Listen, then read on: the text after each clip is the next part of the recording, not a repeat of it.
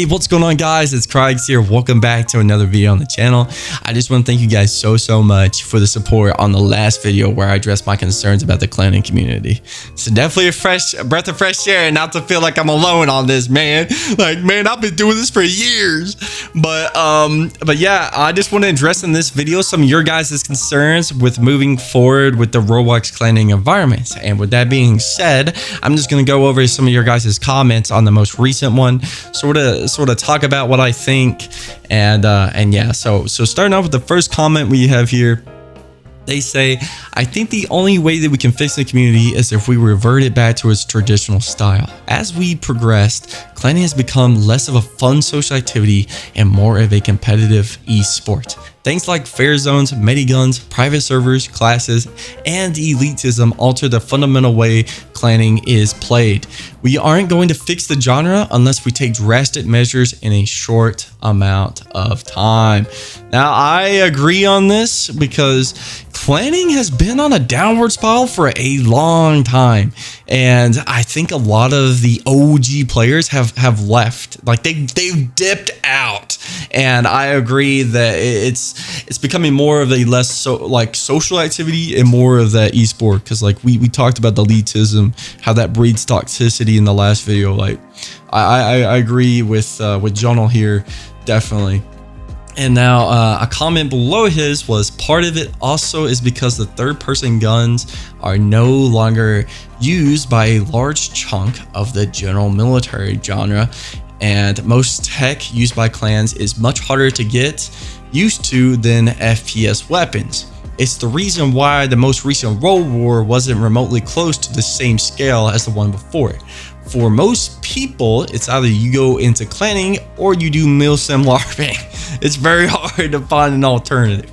Yeah, I agree, and I think first-person shooting is more prevalent in Roblox than third-person shooting is. I think a lot of people they go to these big milsim groups. They get introduced to like United States Army groups, like these big groups, and they're like, what is third-person gunfighting? What is this? And I feel like it's a little bit more of a learning curve whenever you switch to third person, and a lot of people there's more interest in first-person gunfighting. So I do agree on this.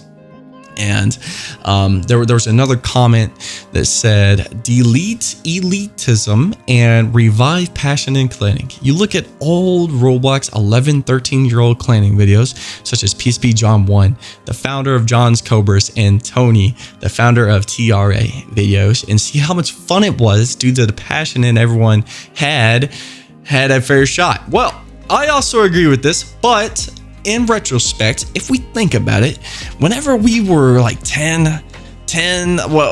11, 13 years in the past, like if we were that age, like 11, 12, like everything was so much fun. Like I would like do spam jumping jacks. Like I could do that back in the day. Now that I'm like 21, I have like no interest really in doing that. But I mean, I definitely found it way more enjoyable, and there was definitely more of that social aspect to it.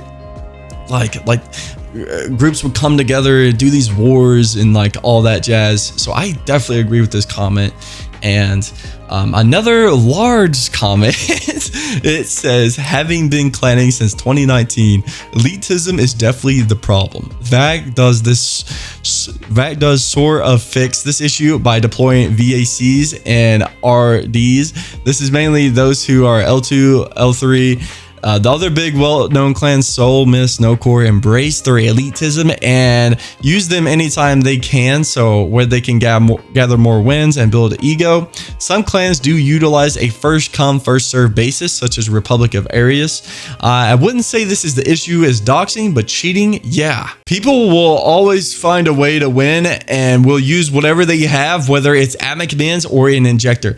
Another problem is the toxicity. Combine this with the elitism, and there's 90% of the clan world's problems. The community does not have respect for one another. There's constant bickering and people going to links such as doxing to put an end to arguments because they have an ego the size of Mount Everest. Hence, I mean, bro, most clanners, they have the ego the size of Mount Everest. It's true. It's true.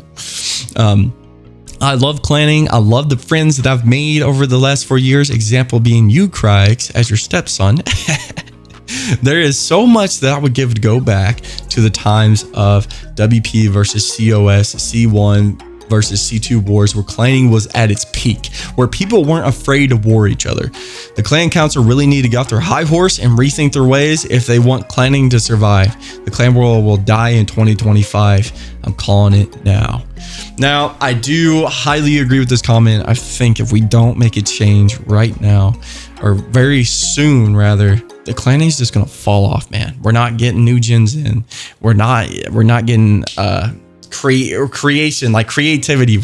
None of that is happening right now. So I definitely agree with a lot of these comments, and I'm glad you guys also agree with me on this. And hopefully we can all come together, rally the troops, rally the group leaders, bro. Get them in our group chat and make them work together, work it out. And otherwise, like, I don't see this changing. But I mean, lo and behold, I don't think group leaders are going to come together. I really don't think the group leaders in the genre are going to come together and work things out. But we will just have to see. Otherwise, I think clanning sparingly has like a year or two left. But that's just my opinion, guys. I'm glad you guys voiced y'all's opinions as well. And we'll see where the genre takes us. But thank you guys so much. And this has been Kryex. Peace out.